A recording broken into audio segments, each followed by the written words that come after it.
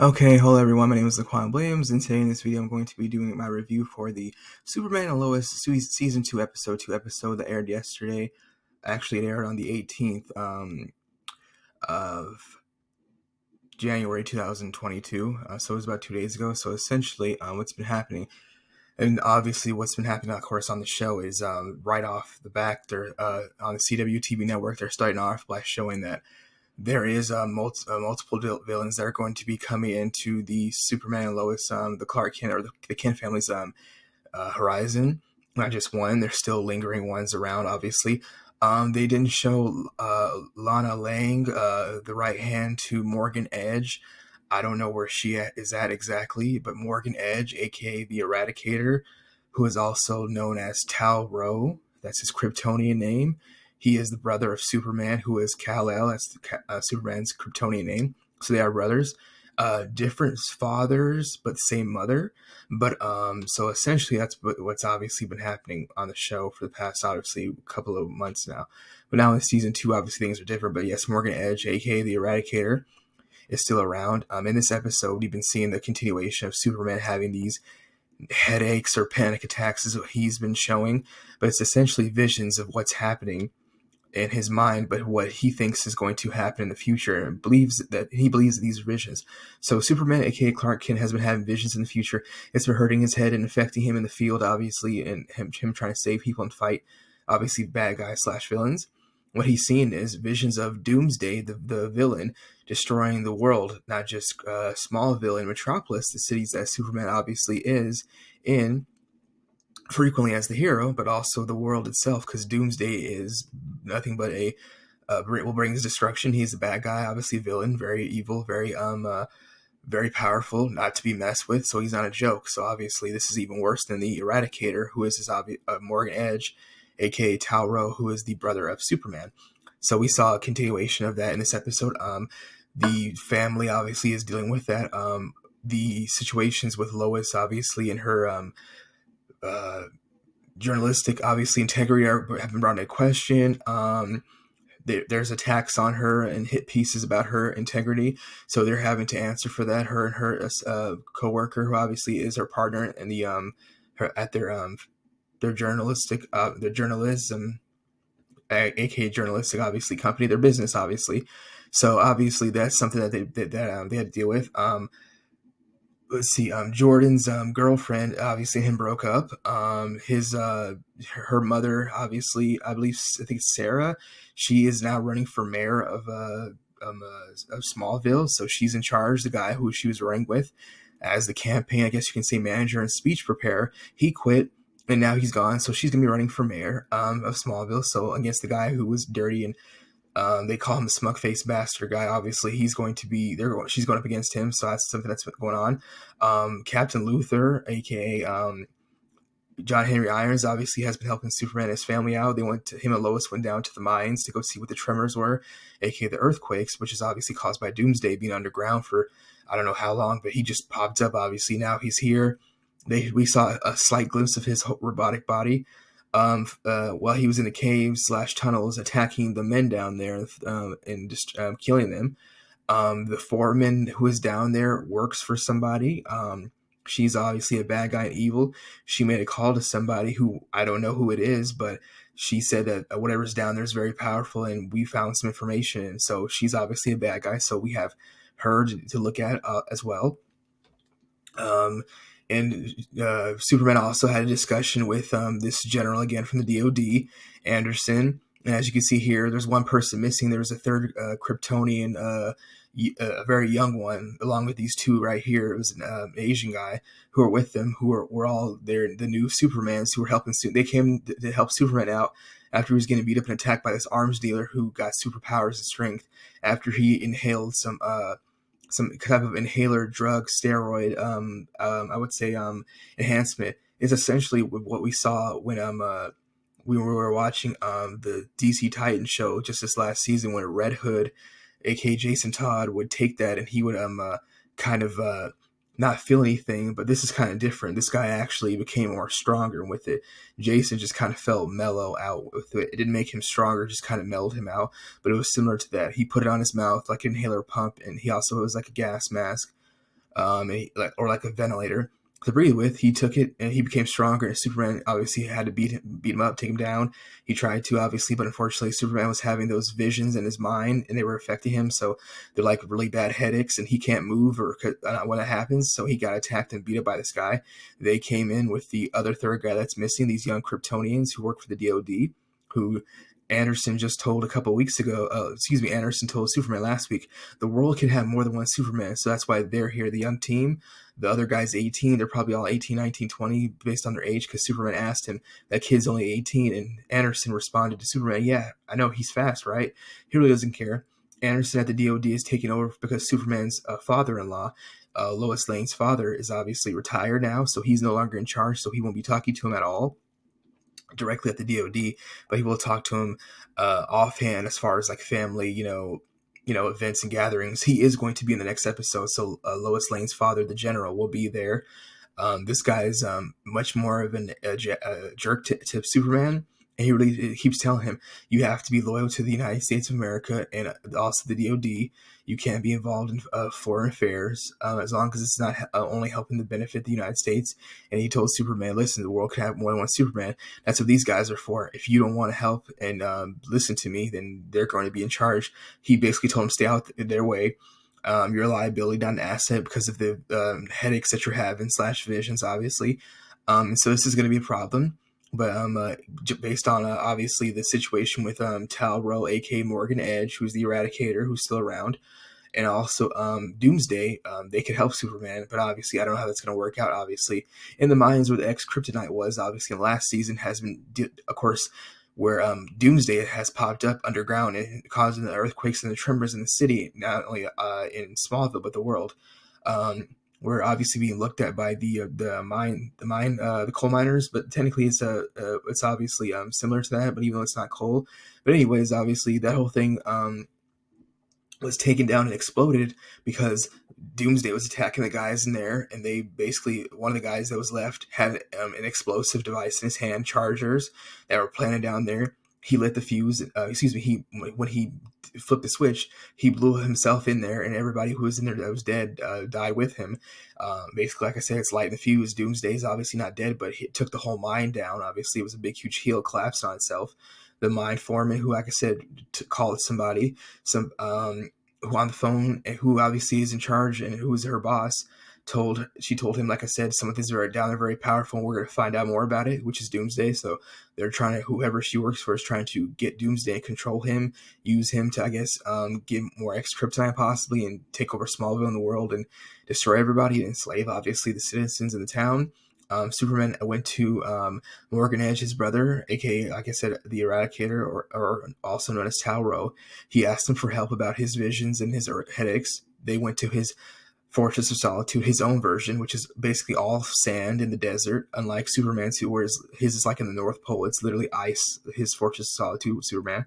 And they went to go talk to their Kryptonian mother, and she said she was happy to see them. And obviously, she told Superman about what's going on and about his vision / headaches he's been having and what's been going on, that a very powerful being is causing this, and that's obviously Doomsday. Next episode, we'll get a more glimpse of him, which will be season 2, episode 3 of Superman&Lois. And they'll probably figure out who he really is at the end of the episode, obviously. But we'll see what's going on. Superman, everybody doesn't know what's down there, who Doomsday is, but they will figure it out very soon enough. I don't know if the foreman who obviously was talking to that person on the phone is a Kryptonian herself, or if she's in some type of alien species. We don't know. Morgan Edge got into a fight with Jordan, Superman's younger son, who is obviously his nephew. After he broke out of his cuffs, apparently he has some of his powers still in his use, even though he's been dampened for the past couple months now. He tricked Superman, obviously, Jordan, and he was about to kill Jordan. Jordan got a couple punches in on him. He was trying to kill him. That's when his mother, who is obviously Jordan's grandmother, the Kryptonian one, told him, Morgan Edge, to stop hurting that boy, who is Jordan, let him go. And he needs to stop right now. She didn't raise him that way, and like obviously he's being unreasonable. He did. He listened to his mother. Then after that, obviously Superman got up, who is Jordan's father, and beat up his brother Morgan Edge, who is the Eradicator, also known as Tal-Rho. He said, "Don't ever put your hands on him again." Superman yelled at him as he kept repeatedly punching Morgan Edge in the face, and then his mother, their Kryptonian mother, told Superman to stop doing that. She told Kal-El, aka Superman, to stop. He did. And then they move on to him being put back in jail and then figuring out the whole situation with the Tremors. And like I said, we saw just a slight glimpse of Doomsday. We'll see more of him in the next episode, which will be season 2, episode 3 of Superman&Lois, which will be airing next week. Now, because of that, they are speculating here on denofgeek.com multiple villains who are going to be in this season, besides obviously Anderson here at the DoD, who's now in charge of the department. Now, the Superman's father-in-law, Lois Lane's dad, has retired, so he's involved. He's got his little Kryptonian Superman JV team. There's one person missing. It's another guy. Like I said, he's Asian. They're all 18, 19, 20 years old, so they're very young. So besides him and Doomsday, there's some other people. That's him right there, Anderson, Lieutenant Mitch Anderson. It says Lieutenant Mitch Anderson is based very loosely on a character from DC Comics, and yes, he has a connection to Doomsday. Mitchell Anderson first appeared in 1992's Justice League of America 69, a crossover with a larger Death of Superman story, which was used to illustrate how powerful Doomsday was, as he was absolutely tore through the Justice League. He tore through his way through the Justice League on his way to Metropolis, but on his way to one of the houses caught in his path to destruction was Mitchell's family's house when Mitchell was younger. Mitchell was a troubled teen who changed his ways after Superman saved him and his family, blaming himself for the Man of Steel's death at Doomsday's spiked hands. But this version of Mitch eventually became a minor superhero, the magnetically powered Outburst, who joined a short-lived super team known as, you guessed it, probably the Justice League. The Superman of America. The Superman of America, as they were in the comics, bears little to no resemblance to what we're seeing on the screen, which is those three superpowered teens, and that's just fine. They were a team of superpowered teens, Kryptonians, who do not need to get into here. Although I wouldn't be surprised if somehow they ended up sharing real names with their comic book counterparts down the road, given how clever this show is with its own names. But just as TV Mitch isn't exactly the kind of guy you would trust to lead a team of superhumans, in the comics, the SOA were formed by none other than Lex Luthor. And yes, people are saying they're saying in this article that Lex Luthor possibly will be showing up here at the end of the season. Philip Karnowski, which is the guy Superman fought, that big, huge arms dealer. Yeah, they're saying that Superman fought him. Obviously, he's the guy who kicked Superman's ass in this episode after he was huffing some kryptonite gas through an inhaler. He's identified as Philip Karnowski, real intimidating supervillain. He handle, unless you go by his comic book name of Barrage. Barrage wasn't exactly a big deal in the comics either, but he did become a member of a team with the rather on-the-nose name of the Superman Revenge Squad, proving that the Supermen of America don't have a monopoly on subtlety. But you know who assembled the Superman Revenge Squad? Morgan Edge. Maybe it isn't a coincidence that Tal-Rho reappears in the same episode where Barrage makes his Arrowverse debut after all. Yes, that makes sense. So that's even just another different version of a team. That's obviously very troubling for Superman, because if Morgan Edge has his own team, also Lex Luthor has his own team, which is obviously the Kryptonians that you saw there, the young guys. That's obviously a big problem for Superman, because besides obviously Jordan, his younger son, and obviously Captain Luthor, aka John Henry Irons, he doesn't have that many people to back him up, obviously. So we'll see what happens with that. Amertech is the company that was mining the X-Kryptonite. Obviously, we saw in this episode from the Shutter Mines, and they are a company that has popped up periodically in the Arrowverse over its history, of course, in the comics. Amertech was the place where John Henry Irons worked before he became Steel. John Henry Irons, obviously Captain Luthor, aka obviously. He helped manufacture their weapons. They were a key part of why he decided to go into superheroing. But we're slightly less interested in Amertech at the moment. We are in on one of their employees, obviously. So we'll see what happens with that.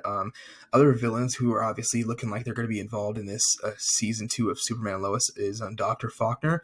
Assuming that the Dr. Faulkner in charge of the Amertech mining operation is Dr. Karen Faulkner, the lady that we saw in the episode who was talking to somebody on the phone, which we allege is obviously Lex Luthor. She might be headed for some action in the comic books. Dr. Faulkner becomes a superhuman Rampage. She's a orange version of She-Hulk. when Shulky isn't in control of herself and practicing law, but with the Mohawk and radioactive, which is radioactive, there's no reason to believe that something like an earthquake at the ex-kryptonite mine that she's working at would expose her to enough radiation to give her dangerous, uncontrollable rage-driven superpowers is there.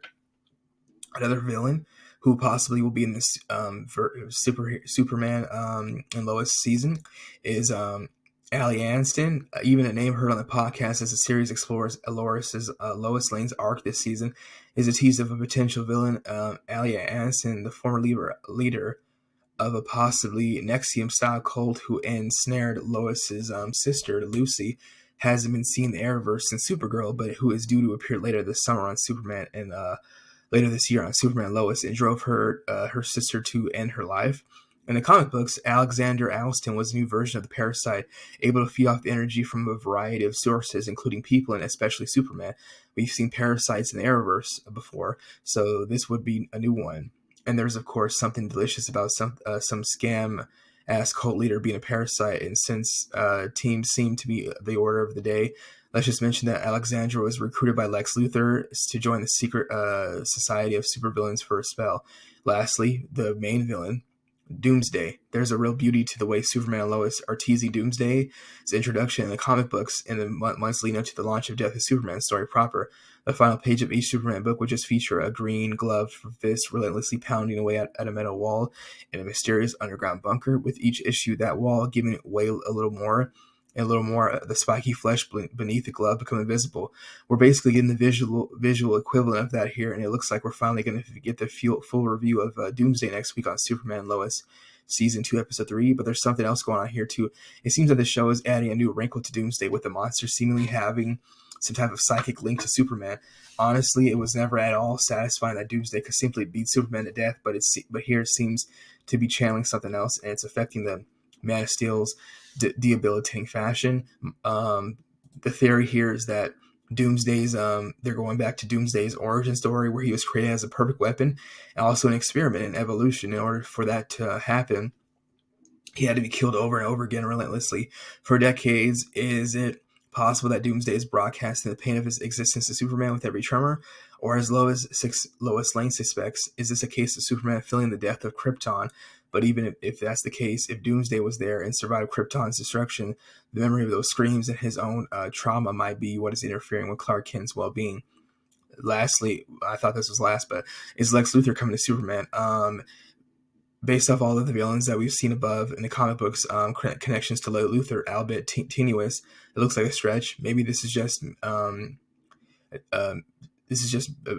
desperation. John Cryer, who played Lex Luthor on Supergirl, who played Alan on the 2.5 Men TV show with Charlie Sheen, would be the best person. He played him, obviously, to be the choice for Lex Luthor. Gene Hackman, who played him in the Superman&Lois movies with Christopher Reeves, is obviously no longer alive anymore, so he can't play him. Some people would speculate that the guy who played Walter White, Bryan Cranston, could play him, but he has not played him at all yet, so he could obviously play Lex Luthor, aka obviously the person so similar to obviously him playing Walter White. He could play him very well, but he's not playing him. He did play Zordon on the Power Rangers and did the voice of him for a couple of years.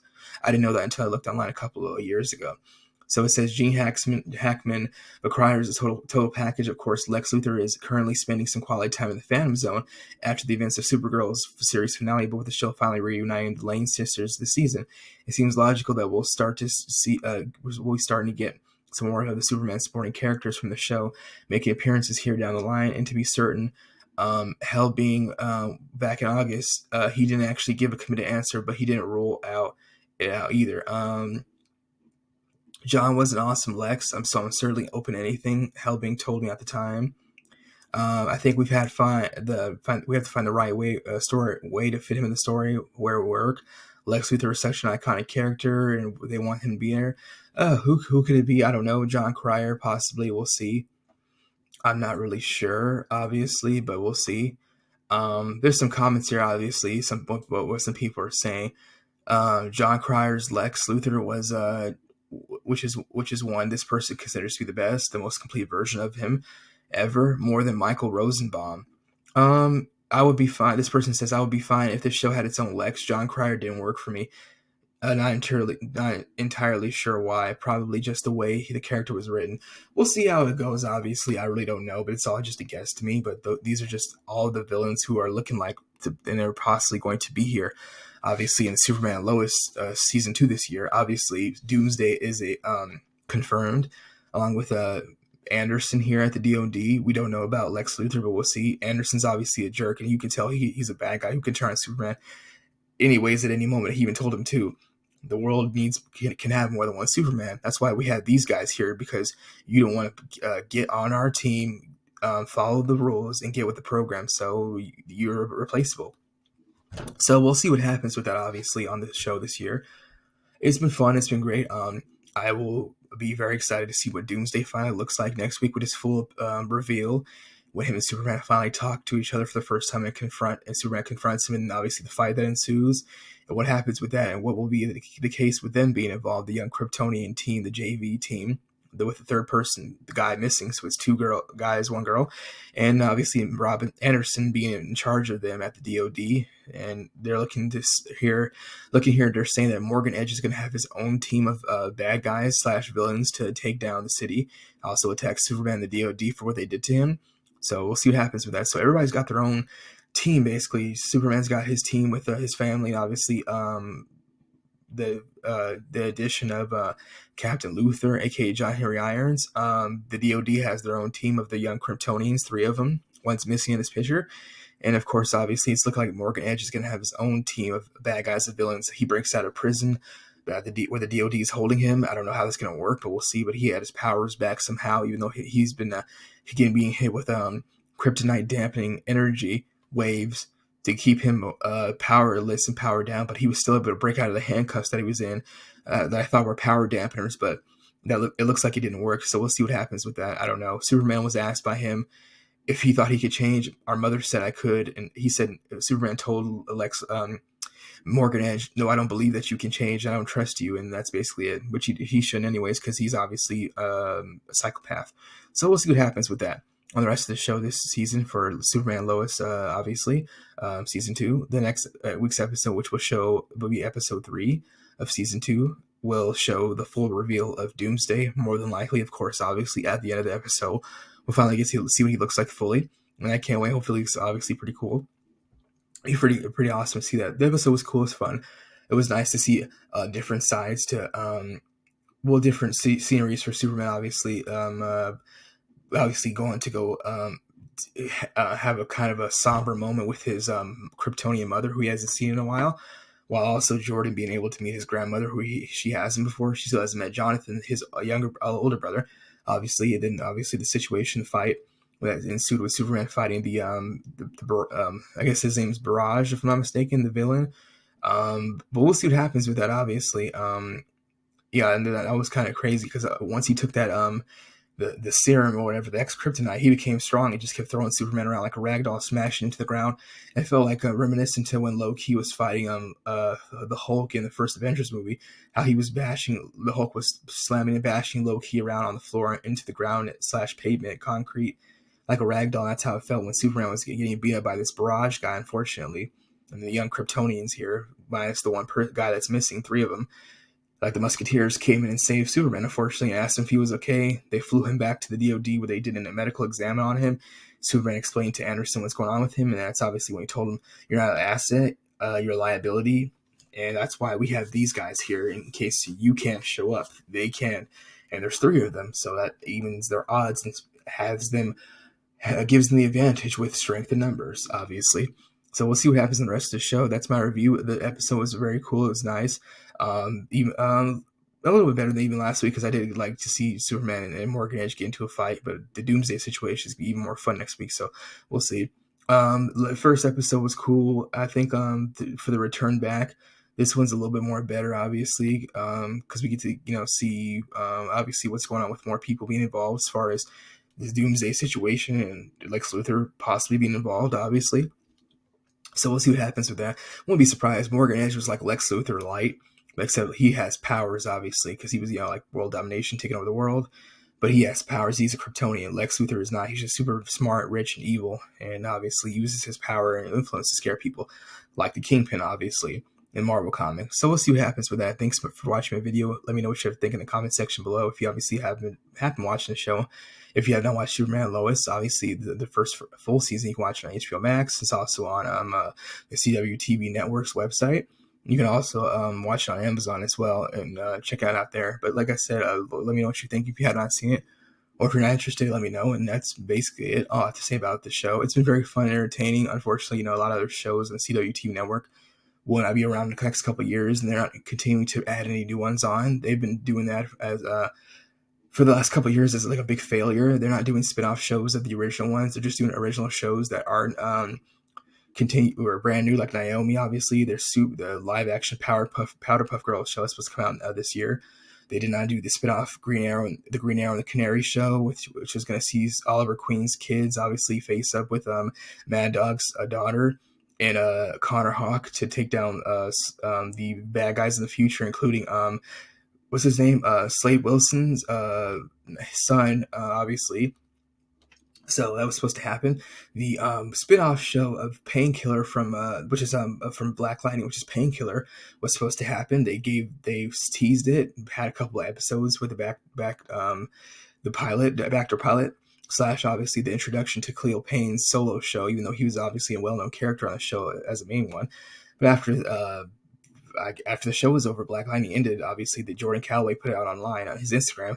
He's not playing Painkiller anymore, and the show is not going to be picked up for his spinoff, and that was very unfortunate. So that's what the CWTV Network is doing. They are not doing spinoff shows of the original ones at all. They keep teasing them, but they're not going to do them. So that's all done with now. There is no more teasing for anything because the Flash is not going to have one. Legends of Tomorrow won't have one. Neither will Supergirl, Batwoman, and also Naomi and Stargirl. They're done. Supergirl's done, but right now it's Batwoman, Naomi, and Legends of Tomorrow and The Flash, which both of those last two shows, The Flash and Legends of Tomorrow, only have one more season left in them, and then that's basically it. They'll be gone, and the CWTV Network will have two less superhero shows on there, and nothing really is going to be changing about that because they're going to have new shows, but they're not important or relevant as far as like these shows go with well-known characters like Naomi. There's some new show that they have on there. It's another sci-fi show. I just saw it. I forgot what it's called, but we'll see how that does. And also the live-action Powderpuff Girls show that got canceled and has been put on the back burner with reshoots and possibly also somebody to replace I forgot the character's name. Chloe Bennett who played Sky / Quake, Earthquake on the Agents of S.H.I.E.L.D. show, was supposed to be playing Blossom. I forgot which one she's supposed to be playing, the Powderpuff Girls. Anyway, she left the show. They're looking to replace her. I don't know who they're replacing her with, but that's what is putting the show on the back burner. And obviously the CWTV Network is moving forward with that and the other shows, including Naomi. And what else they're going to do, I believe they're supposed to be having a live-action Zorro reboot on there too, if I'm not mistaken. But I have no idea how that's going to do either, because that's kind of weird how they're randomly doing that. But we'll see what happens, obviously, within this year, within the next year, obviously, 2022, and going into 2023, with what other shows are going to be developing. But I don't know. It's all just up in the air. So we'll see what happens with that. That's the end of my video. Again, thank you for watching my review on Superman&Lois Season 2, Episode 2. I don't know what the title of the episode was, but it was called The Ties That Bind. Yeah, if I'm not mistaken. That's basically it. That's the end of my video. Again, thank you for watching. That's all I have to say about this in regards to Superman&Lois' Season 2, Episode 2 review. Thank you again. Goodbye. Thank you.